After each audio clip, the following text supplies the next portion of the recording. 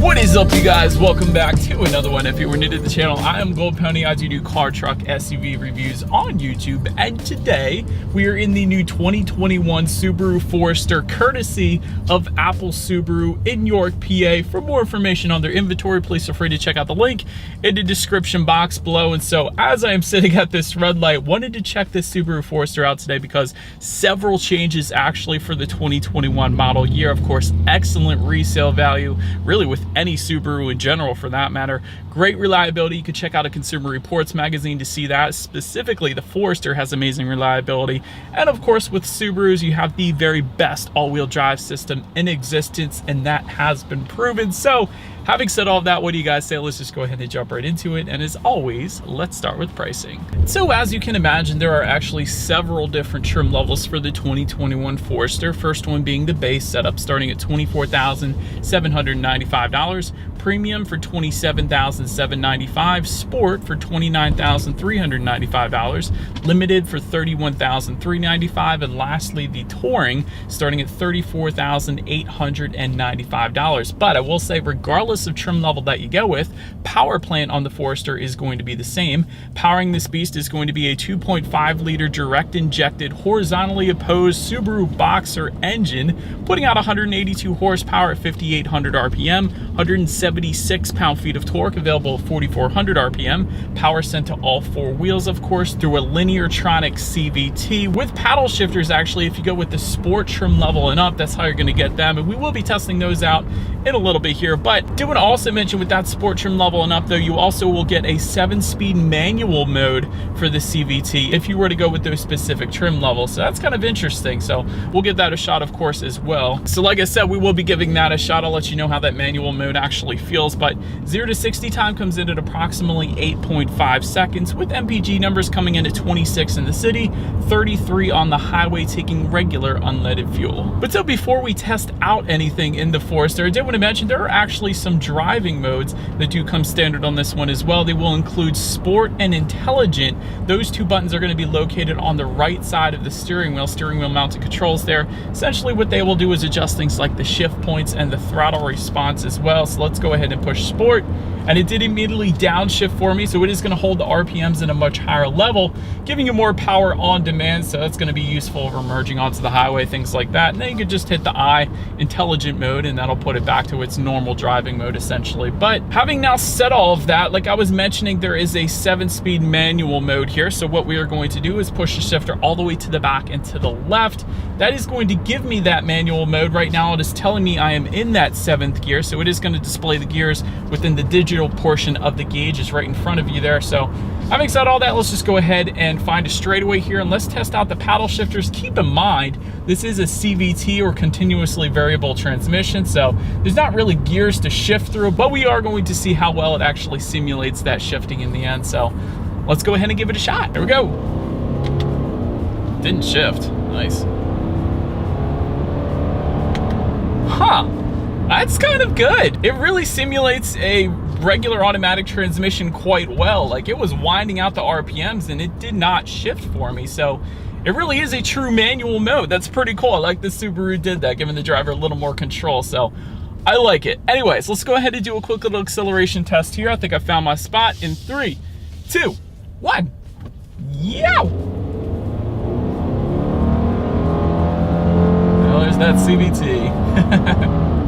It's not bad. It's definitely not the quickest thing in the world. If you want quick, go with the Subaru WRX or something like that, but it's all right. It's just all right. We'll say that. I wouldn't have minded if the Subaru Forester came with maybe a turbocharged engine, perhaps, maybe with a nice little hood scoop feeding air into the top mount intercooler. Something like that would be pretty freaking sweet on a Forester. But nonetheless, because you have this engine, you are going to get better fuel economy and, of course, better reliability than a turbocharged engine as well. But not the quickest thing in the world. But anyways, to go along with that acceleration test, as always, braking is equally important. And so up front, you will find 11.6-inch ventilated front discs. In the back, 11.2-inch solid rear discs. And actually for the sport trim level and up, that gets bumped up a little bit to 12.4-inch ventilated front discs. So almost a full inch larger in the front when you go with that sport trim level and up, at least. In the back, still 11.2-inch solid rear discs for those trims. But all in all, when it comes to the 60 to 0 stopping distance, that's going to come in at 129 feet for the Forester. But that's with the regular brake setup. If you were to go with that upsized brake setup, it actually then comes in at 118 feet, which is very respectable for that one. Tiguan comes in at 131, Honda HR-V comes in at 116, so it's kind of right in the middle of the pack, unless you go with that larger brake setup with the sport trim level and up, and then you really get some very good braking, and I will attest to that. Absolutely no issues with the braking feel in my short test drive today whatsoever, so I'm definitely a fan there. Touching on suspension and handling, up front you're going to get an independent strut type front suspension with the stabilizer bar. In the back, double wishbone type rear suspension, once again with the stabilizer bar. But perhaps what impressed me the most right off the bat, I could instantly tell with the Forester, is the steering feel. It's wonderful. It's absolutely wonderful. It's definitely on the weightier side of things, so therefore it instantly points you in the direction that you want to go. Typically with SUVs, you're going to find a lot of loosey-goosey steering feels, which definitely isn't my favorite. So with the Forester, it almost feels more along the lines of a sports car. So the steering feel is absolutely wonderful on the Forester, I will say that. When it comes to ride quality, it's pretty much as expected. I mean, we got a lot of road imperfections in PA, so I've been hitting a lot of them, but it's as expected. It's certainly not the smoothest ride, but it's not the worst either. So it's pretty much on par for the course, I guess you could say. Then touching on cabin noise, that's perfectly fine as well. I get a little bit of engine noise when you really hit the gas, but other than that, the Forester is actually pretty well insulated. I will say that. I was at highway speeds for quite a bit and not a whole lot of exterior wind noise coming into the cabin. Again, it's just that engine noise when you really hit the gas. That's not necessarily a bad thing in my opinion. I actually enjoy that. But touching on visibility, this is really where the Forester really shines. Absolutely amazing visibility. Of course, that's due to its shape being a little more boxier in nature, but you can see wonderfully out the back. So when it comes to visibility, the Forester is certainly on point. But that about rounds out the performance segment of this review, guys. Let's now go ahead and take a look at the exterior of this brand new 2021 Subaru Forester. All right, so here she is, you guys, the new 2021 Subaru Forester. This is the limited trim, by the way, finished in crystal black silica for anybody who is curious. But let's go ahead and start up front now of the Forester. I wanted to mention ground clearance because Subaru tends to do this pretty well. 8.7 inches of ground clearance up front there. That's definitely more than most other competitors in its class. Typically that comes in at around 8 inches, but Subaru Forester puts it at around 8.7, so that's definitely pretty nice. LED steering responsive headlights is now newly standard for the 2021 Forester. It's one of the new things this year. Essentially what that means is when you're going around a bend at night, those headlights will swivel based on your steering angle, better help illuminating what is around that bend, so you're less likely to hit a deer or really anything else. LED fog lights coming with the premium trim level and up. LED daytime running lights coming with all trims, of course. Red trim detail can be found on the sport trim level only, and that's going to be found near the front lip, the side skirts, and the rear bumper. A little sportier appearance, I guess you could say. Also with that sport trim level, you're going to get gloss black front grille surrounds as opposed to the chrome that you are currently looking at right now on the limited. And of course that's going to come with the touring as well, that chrome grille surrounds and the extra detail around the fog lights down below there. But anyways, that pretty much wraps up the front timeless look to the Forester here. Let's go ahead and make our way now to this side of the Forester. And so let me go ahead and start up top. Raised roof rails coming standard with the premium trim level and up.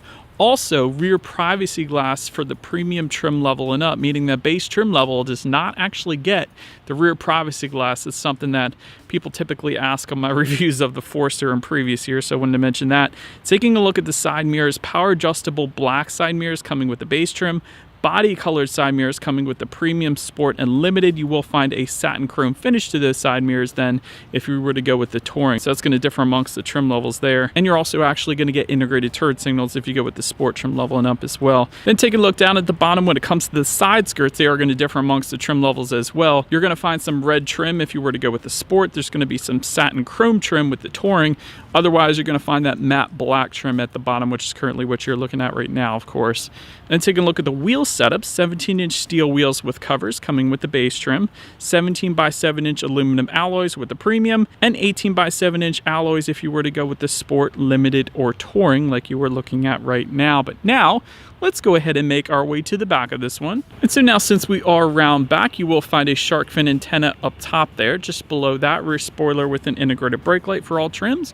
Just below that, rear window wiper, C-shaped LED taillights coming standard across the board. Gotta love that. A little better illumination at night there. And then just below it all, you are going to find a single exhaust outlet finished with a chrome tip. Definitely looks good back there, actually. So I do believe you guys know what we have to do next. As always, here is that exhaust clip.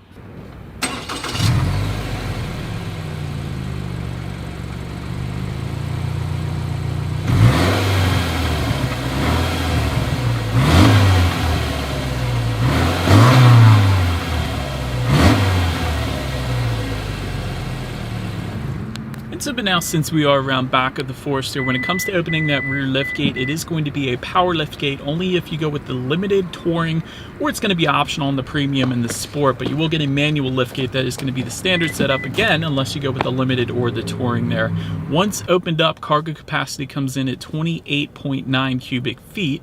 If that was not enough space, of course, the rear seats do fold down. There is a 60-40 split, bumping that up to 70.9 cubic feet. And it was relatively easy to fold those rear seats down. There's actually a little knob found on the corners on the top portion of those rear seats. You just lift up on that and then push the seats down. That's pretty easy there. But also found in that cargo area, actually, I wanted to mention grocery bag hooks. There's also cargo tie-down anchors back there. You will also get in-floor storage on every single trim level. That doesn't always come standard on SUVs, so I did want to mention that. Removable cargo area tray coming with the Sport trim level and up. And you will also find a cargo area rear gate light for the Sport trim level and up as well back there. So overall, pretty much everything you could possibly want in a cargo area of a vehicle. So anyways, making our way now to the rear legroom. That comes in at 39.4 inches. So for reference, I'm an even 6 feet tall. This is how much space I had back there. Did want to also mention those rear seats. If you go with the Premium trim level and up, at least, they are reclining, meaning if you wanted to lay back a little bit, they do recline backwards, or you can move them up a little bit as well if you wanted to. Heated rear seats actually come with the Touring trim level. I wanted to mention that if you wanted to spoil your rear passengers a little bit.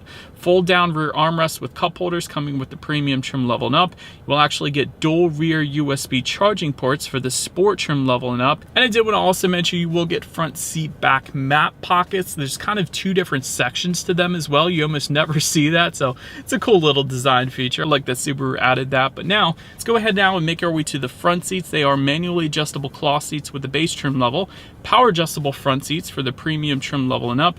You will find heated front seats again for the Premium trim level and up, and that button's located just behind the shifter, by the way. Sport cloth with orange stitching for the Sport trim level. Leather seating then is going to come with the Limited and Touring, and it is a perforated leather, by the way, as well. Wanted to mention that. Overall, very comfortable seats. Definitely didn't have any issues in my short test drive today, so I do like the seats in the Forester here. Then take a look at the steering wheel. It is tilt and telescoping. It is leather wrapped for the Premium trim level and up, and it will be heated if you were to go with the Touring. And by the way, that heated feature is an option on the Limited trim level that we have today. It's actually located on the right side of the steering wheel, but we do have that option. So it is pretty cool that it's heated, especially on cold days in Pennsylvania. Unlike today, but it's going to get cold. I know it is. But anyways, let's now go ahead and make our way to the startup. Let me first start by showing you guys the key here. You do essentially have all of your buttons on one side of the key, lock, unlock, and that button to pop the rear hatch. And by the way, the unlock button is going to be the Subaru logo located in the middle of the key there, in case anybody was curious. But it is all going to be a push button start if you were to go with the Premium trim level and up. So we do have that today. So all I'm going to do here, simply put my foot on the brake and press that engine start button located just by the driver's right knee. And so, but then upon startup, those gauges will do a full sweep. Tachometer is on your left, speedometer is on your right, and there is a small digital display front and center, giving you a basic basic information like how many miles you have left until you hit empty, your average miles per gallon at any given time, what driving mode you're in, and like I was saying earlier, what gear you were in if you were to choose to put it in that manual mode here on the Forester. But essentially it is a pretty basic gauge setup. I think it probably would have been cool to add a full digital gauge cluster on maybe the upper trim levels of the Forester, but it gets the job done either way. But taking a look at overall interior quality, panoramic power moonroof coming with the premium trim level and up. This I love. You almost never find a panoramic power moonroof on that many trim levels of a vehicle. So the fact that Subaru puts it on the premium trim level and up, of course, that's pretty darn cool because you usually don't find that. So I wanted to mention that. Overhead LED map lights coming standard on all trim levels. That's pretty nice as opposed to the halogens. You'll also have an overhead sunglass holder up here as well. Dual zone climate control is going to come with the limited and touring trim levels only. HomeLink controls is going to be optional on all trim levels. It doesn't come standard on any particular trim level though. Just in front of the shifter, you're going to have an auxiliary port, 2 USB charging ports, and a 12-volt power outlet. There's a little bit of storage just behind that as well. Behind the shifter, you're going to have an electromechanical parking brake, and in the middle of it all is going to be that X mode dial. And so essentially what X mode is on the Forester, it uses enhanced control of the VDC system along with increasing all-wheel drive system engagement to give you better traction in bad weather. For example, when it snows here in Pennsylvania, that is definitely a mode you're going to want to utilize. But there's specific modes within X mode actually. There's the normal mode, which is what you leave it in for regular driving. That's when you just press down on the dial there. But if you turn it to the left, you're going to have snow and dirt. If you turn it to the right, you're going to have deep snow and mud. So did want to mention that X mode is going to be there for you on the Forester as well, and it's going to be a very useful feature when it starts to snow. And of course, you got the best all-wheel drive system anyways in the Forester. So essentially everything is going to be perfectly fine when you hit those conditions. But just behind that dial, you're going to have 2 cup holders. Just behind that, a little bit of storage. And within the center armrest, of course, even more storage along with the 12-volt power outlet in there as well. Overall, when it comes to interior quality of the Forester, it's pretty much as expected. I actually kind of like it. There's some rubberized finishes on the doors as well as just above the passenger side glove box. That's pretty cool.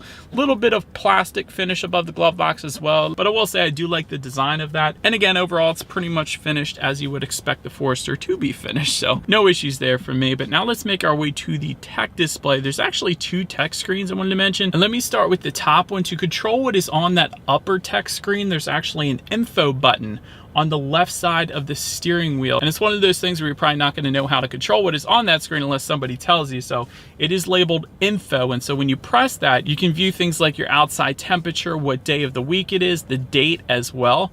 Also, your safety information is going to be up there. There's some off-road status, oil temperature, weather information. There's a compass up there, radio information. The list goes on, but really a good bit of information can be found on the upper tech screen of the Forester. But just below that is really where everything else is found. And that's going to be a 6.5-inch color touchscreen display for the base, premium, and sport. Otherwise, if you go with the limited or touring, that's bumped up to an 8-inch color touchscreen display, which is currently what you guys are looking at right now.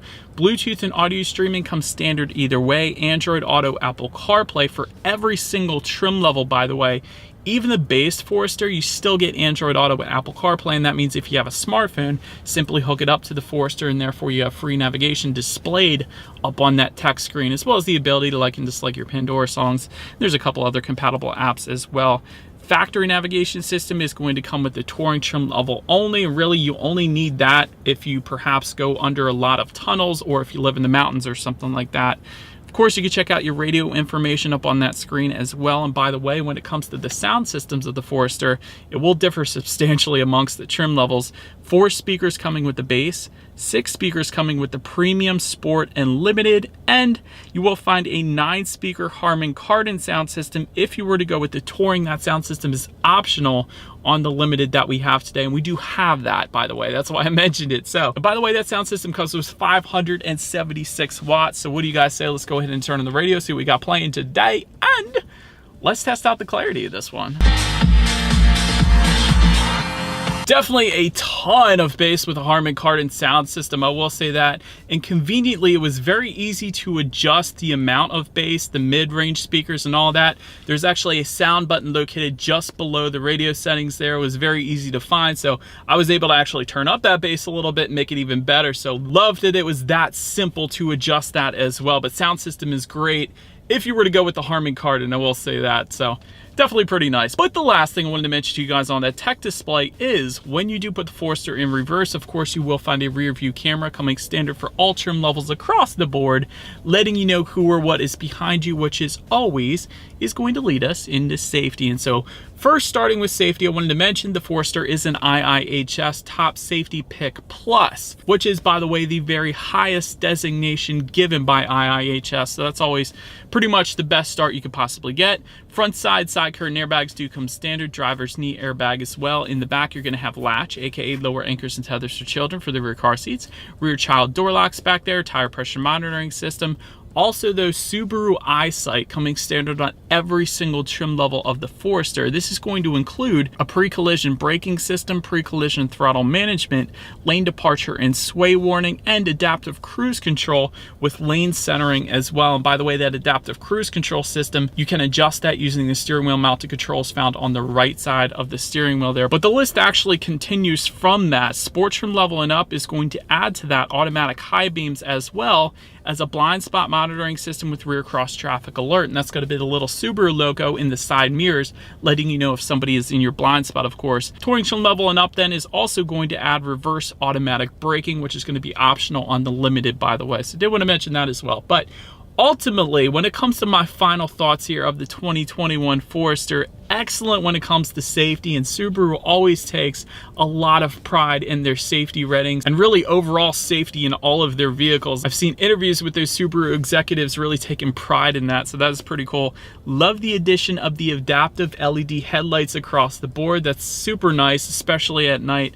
Best all-wheel drive system in existence, of course. Really good steering feel on this one as well. That is one thing that really surprised me when I started driving this. So that's pretty cool. Of course, you have excellent resale value. It's pretty much a Subaru thing as well. As far as room for improvement goes on this one, like I was mentioning to you guys earlier, it is somewhat slow. Wouldn't have minded a turbocharged engine. It would be super cool if they actually dropped the WRX engine in here and then put a top mount intercooler with a hood scoop. That would be pretty darn sweet. And of course, CVT transmissions aren't always my favorite, but having said that, I do like that they put the 7-speed manual mode on there, but how often do people really use those paddle shifters? Anyways, so I don't know how often it's going to be used, but I do like that it is there. And of course, you can use that for engine braking in the snow as well if you wanted to. But that is about it for this one, you guys. Thank you so much for watching. Feel free to follow me on social media at the bottom of the screen there if you like. Be sure to hit the subscribe and the bell notification button if you're into new car reviews. That is what we do here on this channel after all. Do appreciate you guys watching more than you know, and I will see you guys all in the next video. Stay gold.